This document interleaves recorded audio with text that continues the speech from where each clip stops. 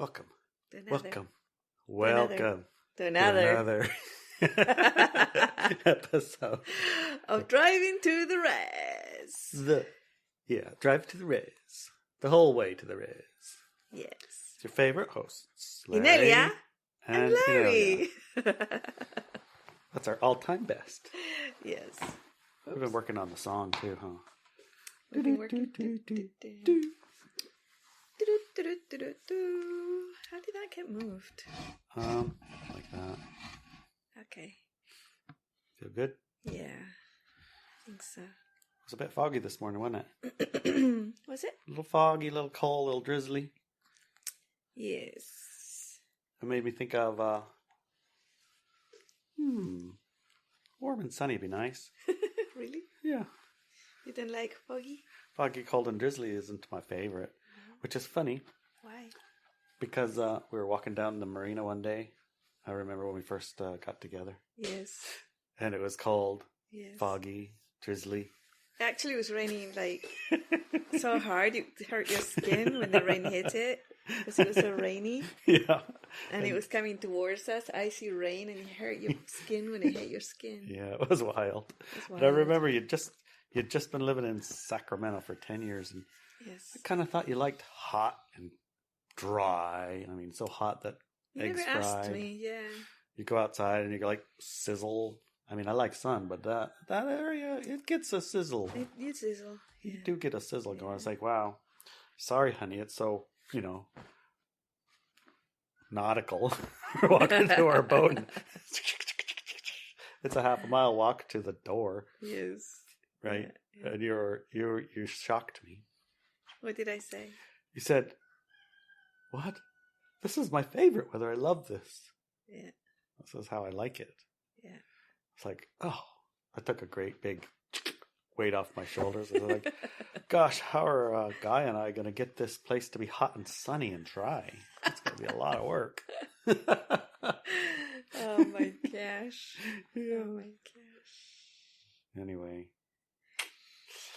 Anyways, that was a little when I little anecdote. when I see fog, I always remember or feel like magical energy. Yeah. Like it really translates into something like the mists. Mist of Avalon, like Like the book? like the book, The Mists of Avalon. Yeah. Something magical is happening when that mist comes in and your world becomes magical and all possibilities open up, I agree. That's the funny thing about it, isn't it? What? Because honestly, I like it when it's windy and stormy and rainy and blowing and and I also like it when it's sunny and warm. Yeah. But the tendency is for us to like the one that we don't have, right? No, not really. Not you. I'm talking about me. Oh, okay. You like the one we have, Yes. unless the one we have is the one you don't like. Right. I like multiple ones of them. And Like whichever one variety, maybe? yeah, whichever one we have, You don't if like we have it for too long, I want the other one. I think one of my favorites, well, I have a lot of favorites, but one of them is when it's sunny, Yeah. bright, and Yeah. cold, like cool. Ugh.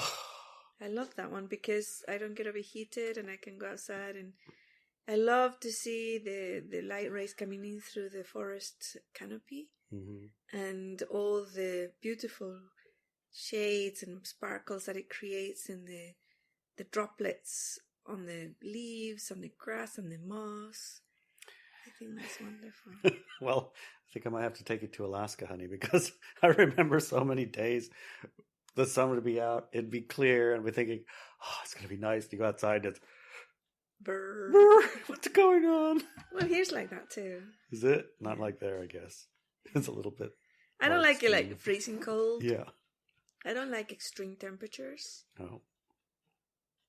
But for me, cold is more livable because with cold, you can put more clothes on and proper clothes and you're okay. You're okay. Even with rain, you can put rain gear on and you're okay. But with the heat, it doesn't matter. You can take all of your clothes off You're still too hot. and you're still too hot and burning. That's And a now good you're point. burning and sunburned. That's a right? good point. Yeah. So, yeah. Okay. Well, anyway. Let's talk about what we came to talk about. Yes. And it's not the weather. No. But it does. Not the weather. It does have something to do with the weather. In the way that we can talk about the weather when other conversations are not working for us with people. Yes, exactly. The weather is always a good go-to. Yes. So today we want to be talking about being kind, loving, and having strong boundaries. Kind, loving, and having strong boundaries. Gosh. And yeah, because one of the things that I noticed, and I've been asked since we released the questionnaire to see if people were playing the questions games. 1 to 9. Yes. Or no, it was 1 to 12 or 13. Something like that. There was 12 or 13. There was a lot of questions. Yes. And I had 5, I think. Yeah. 5 that I wasn't quite up to snuff on.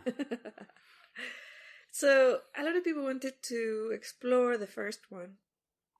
When it says, do you stay loyal, to a person who hurts you and others, Yeah.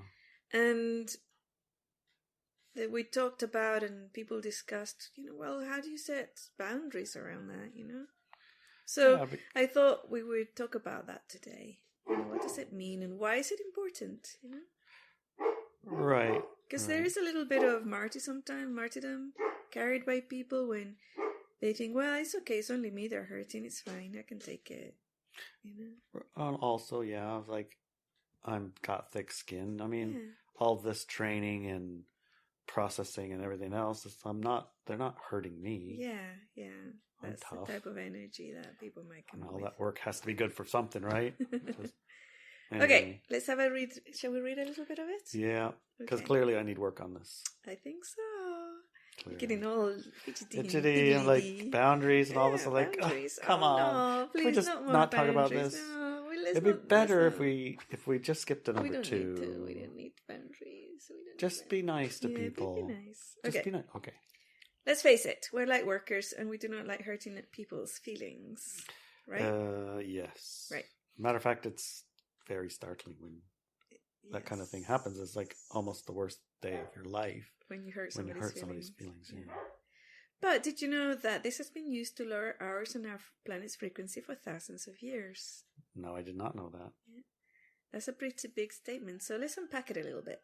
Okay. But before we do that, know that this article is about abuse that is not deeply damaging at a physical or psychological level. We're talking about conversations, actions, and reactions that are not putting you or others in danger. If you or others are in serious danger, call the police. Seek help. Okay. Talk louder, honey. Oh no. Did you hear that? Why is my voice not coming through properly? It's coming through, but you're talking quiet. I'm talking quiet. You've set your boundaries to be small. Let me move the table. It's not the table. Look, I'm yellow. You're yellow, yeah. You just have to up your amplitude, lady. Okay. That's better. Now you're into red. Oh my gosh. Can never be right. Okay. Having healthy boundaries with people who repeatedly invite you to low frequency engagements. It's directly connected with our expansion of awareness and the raising of the frequency of what we know of as Earth. So we said that, but I think that the one and the other are a bit not quite connected in our heads. So could you say that one again? Sure. Okay. Having healthy boundaries with people who repeatedly invite you to low frequency engagements is directly connected to our expansion of awareness and the raising of the frequency of what we know of as Earth. By putting up with the negative action of others, giving them excuses, we're being complicit in the progressive hammering of negativity into our lives and into the lives of people on our planet. In other words, we're encouraging it to keep going. Yes, basically, yeah. By not wanting to hurt their feelings or other things. Yeah. And a little comment here. Often when I have placed a strong boundary on somebody, they immediately attack, and I know that that was the right action. When they attack me, like call me, say that I have lack of compassion, that I have a heart of ice and hurtful and nasty person. Yeah. When they're going to attack, I know that I was right to put up that boundary. Because then they're attacking in the way that all light workers feel offended with something that I've been accused of something they haven't done. And being accused of being hurtful, and not compassionate, and things like that. Yeah. Those are the open doors. Yeah, then you're dealing with something else. Because the reason that works is because you are, so you feel you got to prove it. Yeah, exactly. So and you got to prove it in the way that they can see it. Yeah, so you put up with it. Right? I see. Yeah. Good trick. Yeah. There are various reasons light workers are taught to allow this negativity to expand and also create it and feed it. And these teachings catch because light beings inherently know that suffering and the hurting of others is unnatural and wrong. Therefore, whomever is doing it must have a good reason for it. And a few of these reasons are, and I have a few reasons here. Yeah, they have a few of those reasons. I was just thinking too, on that other paragraph, one of the clues that you have is when you jump to the need to defense. When you try to defend your action, then you're screwed. You fell for it, basically. You fell for it, basically. Yeah. Defending it in a way of, I'm not that, and this and this and the other, or doing what the person is asking you to do, right? Right.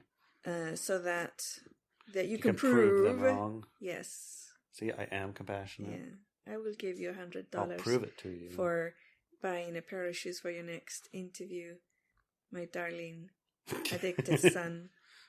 And then, what happened to your shoes? They were stolen. Oh my gosh. Yeah. You've fallen for it, is what you're saying? Well, I didn't fall for that one, no. Oh, okay. Okay. Here are some of the some reasons or examples that people would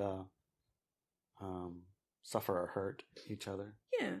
And they think that are good reasons. Right. So these are the reasons we're taught about why is it acceptable or allowable or encourageable to do these things, negative and hurting others, okay? Okay. One of them is that human nature is to hurt others and or themselves. Kind of like anarchy, if the anarchy was allowed and everybody were around shooting each other. Yeah. Or that whenever there's a crisis of the weather or political crisis, people go and looting and destroying and burning cars and hurting each other. It's like to show your true colors is bad. Bad, yeah. But it isn't. It isn't, no. That's all staged. Another one is the person suffered so much as a child that they repeat the same bad patterns. They can't help themselves, Well, they're victims here. They're victims of their parents. They're victims of their mom. It's mom's fault. Mom's fault. Either mom did the abusing or they didn't protect the child. Either way, it's your fault. Yeah. Okay. Another one is addicts are sick and cannot help themselves. They're ill, There's a sickness. If you had cancer, you wouldn't castigate the person for having cancer. So the addiction is in sickness, therefore you can't castigate a person for being sick. Castigate mean not putting up with their negative stuff and, allowing them to abuse you or others. Yeah, well, they probably certainly are happy to be seen that way because they can blame it on not them. Yes. I know I felt like, that's fine. Yeah, it's not my fault. Yeah. I'm a victim here. You're right. Just have to give me some patience. Give me some time. Let me go through this process where it's, I'm going to fail a lot of times. So just get used to that. Get used to that, That's, and if you that's love me me getting enough, better. if you love me enough and put up with me. At least I tried. You tried. You're good.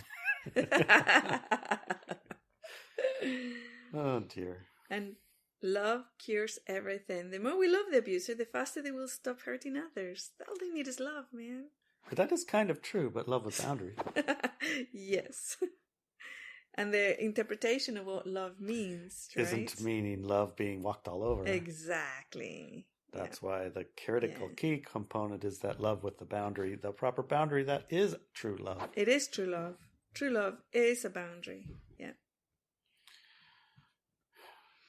Another one is it's better to put up with the abuse than to never see the loved one again. At least this way the lightworker can keep an eye on the person, and if they get into real trouble, they're there to help. True, very true. I remember that one attached to a book I read. Yeah. There was a guy and his son who was a methamphetamine, heroin type addict. Mm-hmm. And it was his experience of his son's addiction. Mm-hmm. And his son wrote another book.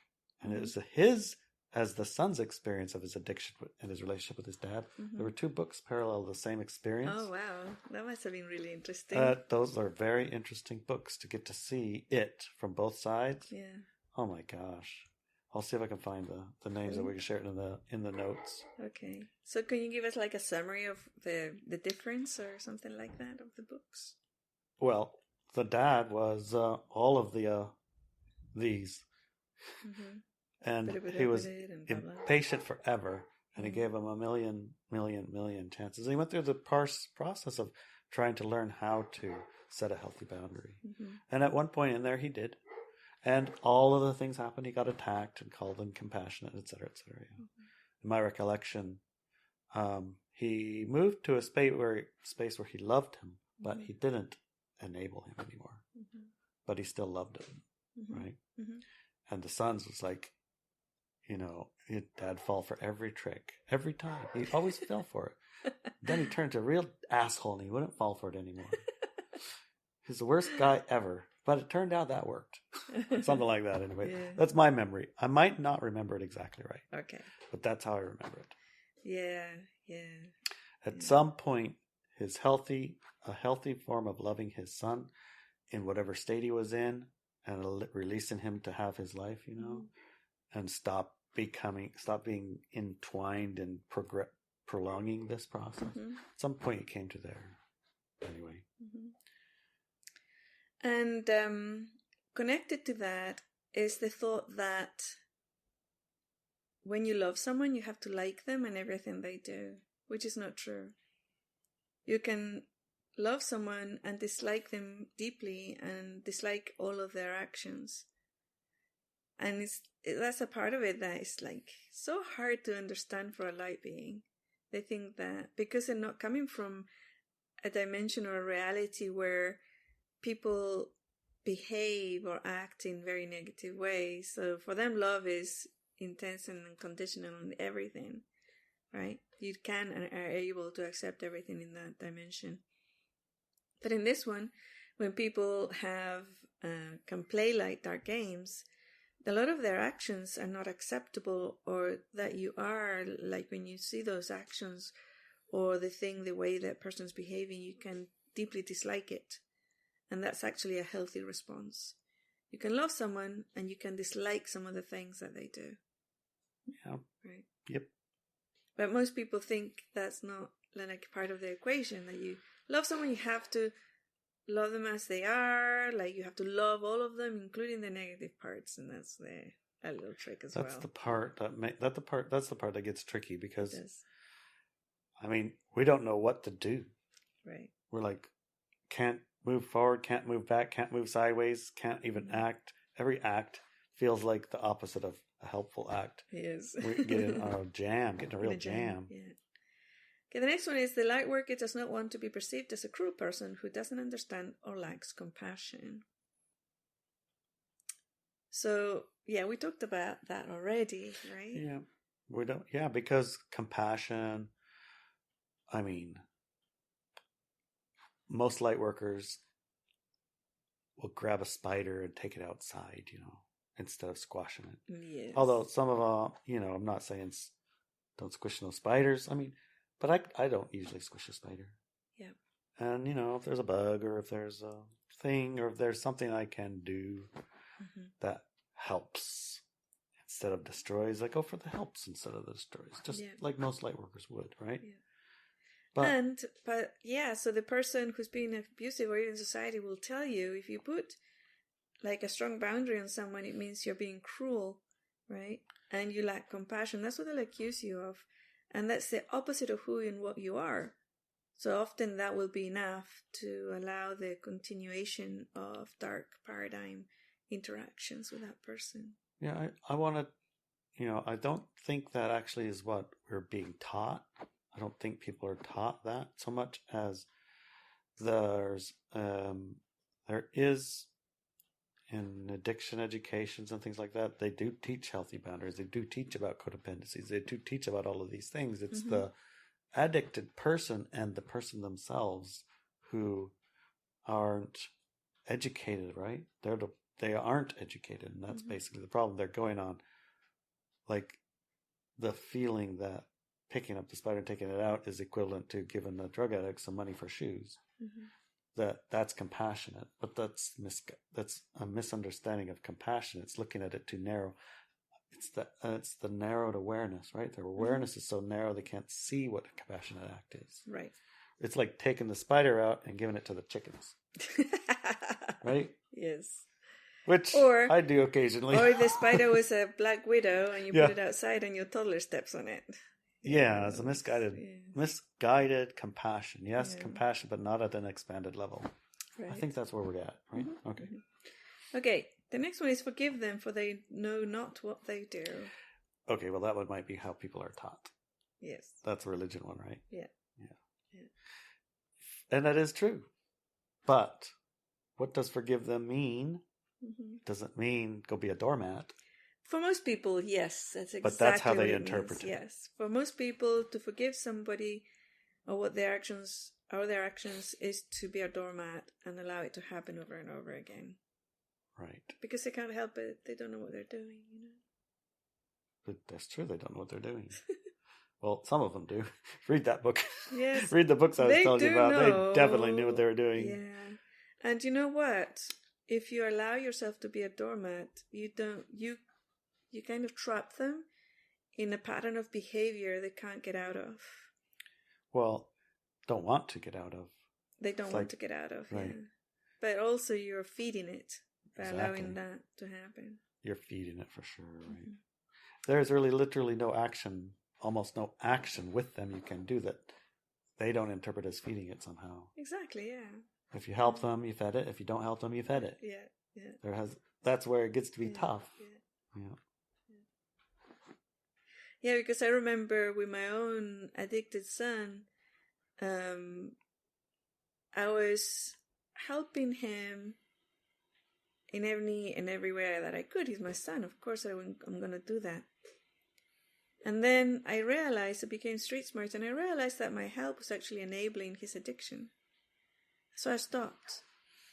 And he turned around and said, you have to help me because you hurt me. And I like, what are you talking about? I says, yeah, all these years you've been helping me because of guilt. You're feeling guilty that you hurt me, so you're making up for it. And that's why you've been helping me, because you feel guilty. I was like, what? What? I don't get it. Right? Because from their perspective, the low frequency individual's perspective, nobody does anything unless it's from out of compassion, right? Unless it's something negative. There's a negative reason for anything and everything that a person does. Right? That's true too. I have noticed that. Yeah. I mean, it's a total disconnect in realities. Yeah, total disconnect. Yeah. Okay. Another one is they're teaching me lessons I need to learn. Yeah, getting a master's degree in, I guess, shadow work. Yeah. Yes. I think it'd be best probably go hang out with the most of that you can and be emotionally connected to being abused by all of them. You'll get the most growth. The most growth, yeah. I mean, we've spoken about this so many times. Anything, pain, suffering, negative traumas that you have suffered is there to disable you, to make you less, to make you shine less in the world. And you come in like a baby in the woods, right? But now become aware of it and release those traumas, release that pain, release all that, because now by doing that, you can start shining really good. Nobody's teaching you how to be compassionate or loving or anything. That's not something you need to learn. You came in that way. That's the way you started. Yeah. Got it. And it's connected to the next one. The most growth comes from shadow work. Right? Or integration of your shadow. Bringing your shadow and being a part of you. I mean, it's one of those things that in some ways, in most ways, no, right? In some ways, acknowledging and understanding that this shadow stuff was there to disempower you. Yes. That is a form of shadow work. Understanding that, right? The shadows are there to disempower you. Okay. So how do you release those shadows grab onto you? Processing your fears, processing your stresses, having a healthy mechanism for responding to these invitations, right? Mm-hmm.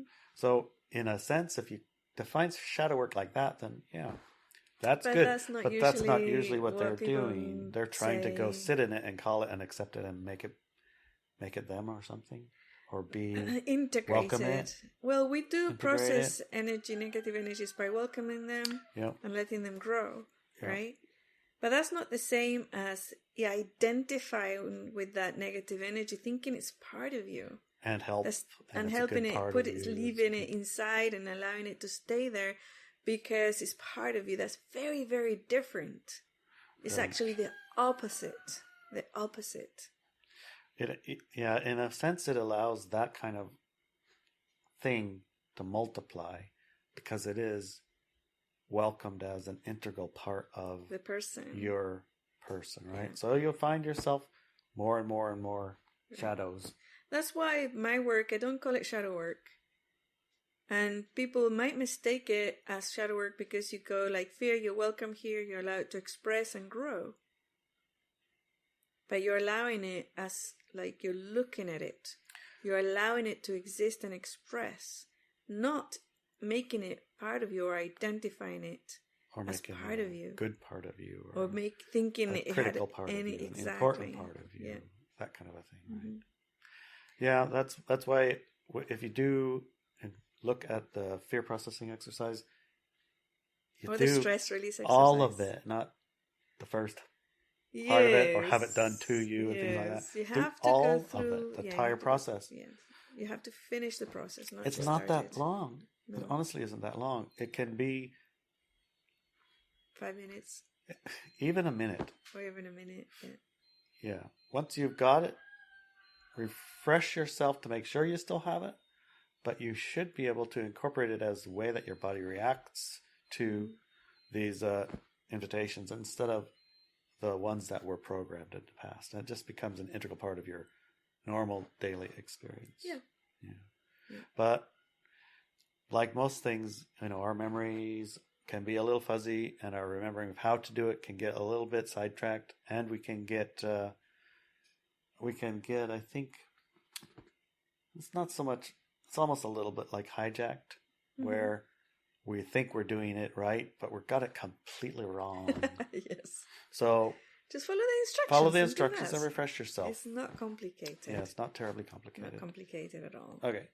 Yeah. I remember a friend who came up to me and said some horrible, horrible things to me and accused me of all sorts of nasty stuff. And I was like, whoa, what's going on? Well, I'm allowing my anger to express. I was like, that's not the exercise. That's not the fear processing exercise used for anger. That's not it at all. Like, that's the opposite. That's the opposite. That's feeding it and vomiting it on another person, contaminating them with it. That's not it at all. Oopsie. Yeah. It's like, oh okay. All right. Well, you can't unsay those things either. No, you can't. They stay there, right? Yeah. Anyway. Okay, if you read the above and know that all of these reasons to put up with someone abusing you or others are low-frequency programs that need to be released, then well done! You're 100% correct. If you, like the majority of light workers on Earth, came in from a light-only existence, it is very likely that you carry one or more of these programs with you, believing they were high-frequency and compassionate programs. Yes, that would be me for a lot of them. Yes. But here's the thing. If you let another person hurt you or others by giving them excuses, justifying why they did it, and believing them when they promise they won't do it again for the 10th time, we're being complicit in multiplying their own pain. Many abusers, because they're light beings, although not working for the light, incur a huge debt of pain, guilt, and shame when they hurt another person. Eventually, they will orchestrate a suitable punishment for themselves for the pain they gave you or others. In other words, the more you let another person's abuse slide, the higher the payment will be. Also, if you refer back to the possessions and how to protect yourself class, you will also know that often all these negative invitations and not from their light being themselves, but from a malicious writer who they consciously or subconsciously let in. You're doing us or them, you're not doing us or them any favors by feeding those malicious writers. Yeah, feeding those malicious writers doesn't help. No. I mean, I have like 100 examples. If I look out the window, I go, we drive into the res. That's the name of the podcast. Yeah. All of the fishermen that I know, a vast majority of them have addictions, either self or with crew, right? And it's like some form of self-propagating expansion of make it worse. Yes. It's like, how do we stop that? How do we get out of that cycle? The only thing I could do, the only thing that worked so far for me was I stopped fishing. I haven't figured out a good way forward yet, because I did put the invitation out, right? Okay, yes, high frequencies crew, show up. Yeah. And then we can go. And I haven't been able to, make that happen. Right. Or that hasn't orchestrated, it hasn't happened. No, it's still a thing. It's in process. And obviously a large part of why is me, the programs that I carry. Of course, yeah. So we'll keep looking at these together. Okay. And I'm glad that you wrote this article. Thank you, honey. Yeah, you're welcome. Okay. The best and most compassionate thing you can do for that person and the planet is to stop allowing the hurt and abuse to happen. You can do this in a loving and compassionate way, but you have to be strict and not let anything slide. Often when we do this, the person is able to learn new patterns of behavior in their interactions with you. Oftentimes they take their abuse elsewhere. As it turns out, you're not worth sticking around with if you don't play and add to their low frequency games of victim-aggressor. But what about you? It does hurt to create a healthy boundary sometimes. We love these people and want them around us. But we need to look at this from the perspective of an eternal divine being. All right. Because, I have direct experience with this. Doing that just means, guess what? They never talk to you. Never talk to you, never see you. Don't even know who, what, where. Yeah. A healthy boundary does not always mean that you cannot have a loving relationship with the abuser. It means that you do not respond in kind or in any way they want you to manipulate you to act. Learn to respond and interact from your level of frequency instead, not theirs. And if they become more abusive when you do not comply or give them excuses for their low-frequency actions, continue putting those healthy boundaries in place and act from your personal frequency. Sometimes the abuser decides to stop contacting you or having anything to do with you when the boundaries go up. But more often than not, they do turn their interaction around and learn that they have a place where they can have a natural high-frequency experience. Sometimes it is the first time they can explore their true frequency. Let's stick to our frequency. This gives permission for others to join us there. Imagine a world where everyone we interact with knows this and agrees with it. Yep, that's the new paradigm, which is what we came here to embody and create. Yay! That's true. That's true. Yeah. All right, well, we'll go into this much more, I think, in the second hour because there's a lot of things to dig in there. Yes. Yeah, observations, experiences with it. And I think the last part, stick to our frequency and giving them permission and having interaction with them. It's like, on the one hand, you want interaction with them. On the other hand, you're like, thank God I don't have to. Mm-hmm. Yeah, it's true. Often when we continue the cycle of abuse is through fear. Whenever we take a fear-based decision, you can guarantee it's not going to have a high-frequency result, right? It's not a loving decision. So often, let's say we'll put up with somebody because we are afraid that they're not going to talk to us again and we'll never see them again if we don't put up with it. So I have an example of my addicted son who wrote me a very, very abusive email, extremely abusive email.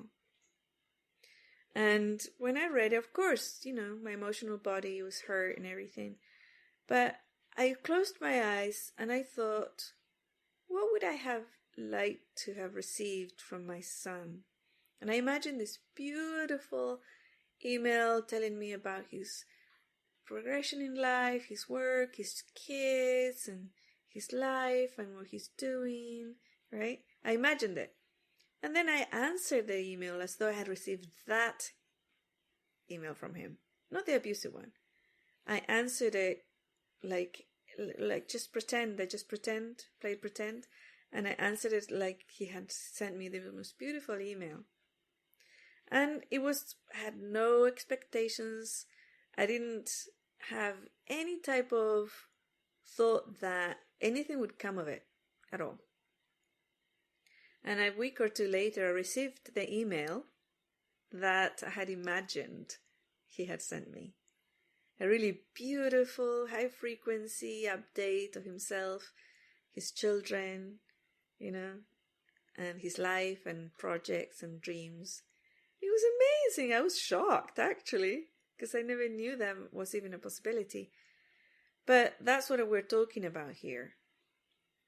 This is what we're talking about. And when we were talking about the weather earlier, it's like in England, it's one of the cultural things that if one of the safe topics that you can turn to when you're interacting with somebody that you don't feel comfortable with is the weather. Yes. So the British talk about the weather a lot because they don't feel very comfortable interacting with other people. So they talk about the weather a lot. And there's always that kind of thing, Yeah, there is. Yeah. I've been in situations like in a family gathering where a person would come in with full-on negative interaction, not necessarily about me or to me, but let's say, negative and destructive gossip, full on.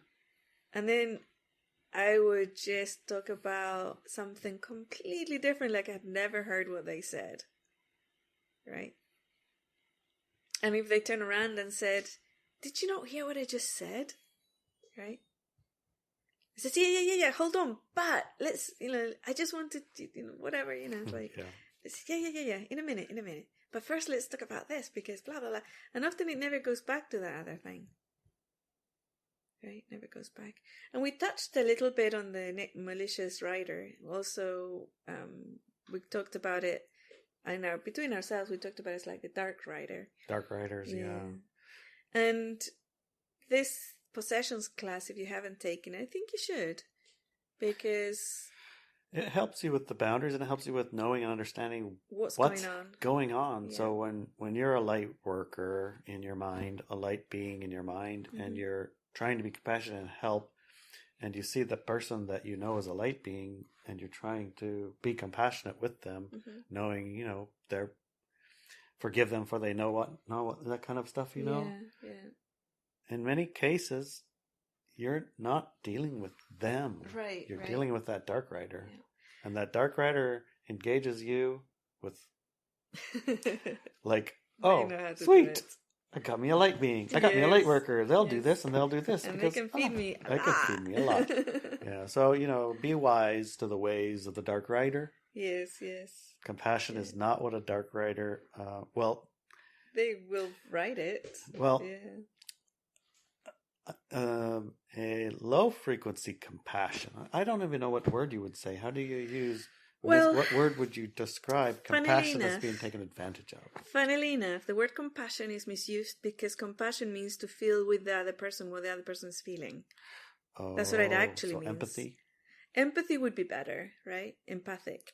Right. And, it's like when one might say, it's like, why is this dark writer or malicious writer pushing for low frequency engagements? Is because every time the light being that they're writing creates a negative action, their pain increases, and that's what they're feeding on. Exactly. They're not feeding on your pain, right? Other things that might be feeding on your pain, but they're actually feeding on the pain that you created by putting up with the pain that the other person is inflicting. Yes, that's a very important part. I know it's all the way at the very end. Maybe we can start our second hour with it. Yeah, that'd be good. And start there, make that a little bit, obvious, and blink, blink, blink, blink, blink, blink, blink, blink, blink. That's a subtle change in what you look at and understand how it functions, how it works. Yeah. Because, I always thought it was me feeling pain that they were feeding on, but it has nothing to do with me. No, I'm just a helpful orchestrator. Yes. Or I'm not a helpful orchestrator. And if I'm not a helpful orchestrator, then hey, that's better. Stop orchestrating. So try to not be such a helpful orchestrator. Couple Right? of negative feelings. Yes. Yeah, and Yes. if you want to hear more of this and you aren't already subscribed, go to Subscribestar, Yes. right? And Yeah. you get the second hour Right with there. Ilia and Adelina with us. Yes. We'll ask a bunch of questions. We'll go way, way more into depth. Yeah. And Can join the discussion. yeah. Yeah. Yeah. I think you can go to Rockfin. Yes, Rockfin has the second hour too. That's on Rockfin as well. So either one. Mm-hmm. And join and subscribe. So we have a new person there, Yes. right? Yes. Are you ready to introduce her or not? Yes. Okay. You will be seeing a lot of Ashley in Subscribestar. Yay! Yay! I'm going She's to call her gonna- Tribe Star. Stripestar. I'm going to call her Tribe Star. Okay. I don't know. Or what Star her Tribe? her official title is going What to be. about I'm going to call her a Tribe Star. What about Star Tribe? Okay. No, but Tribe Star sounds pretty cool. Okay. It rolls off your tongue. She'll be the star of the tribe. Okay, Star Tribe. Anyway. It's super exciting because she's going to Yeah. be organizing after parties for all the for the classes, for example, but also study groups and discussion groups calls during the week for our homework and our second hour. Yep. And all of these things, very exciting, very exciting. Yeah. Yay! I'm excited. Me too. All right. Well, if you aren't subscribed, we'll see you next week. And if you Yes. are, we'll see you in Now. Snap. Now. Now. Love you, darling. Love you. Wow, an excellent episode and very useful. As light workers, it is so easy to fall for all these traps and manipulations and just assume that everyone around us has just good intentions. Join us for part 2, where we dive deeper into some of the examples and further clarify what it means to set strong boundaries in a kind and loving way. Even when we talk about our children and it is so hard. See you there. See you there.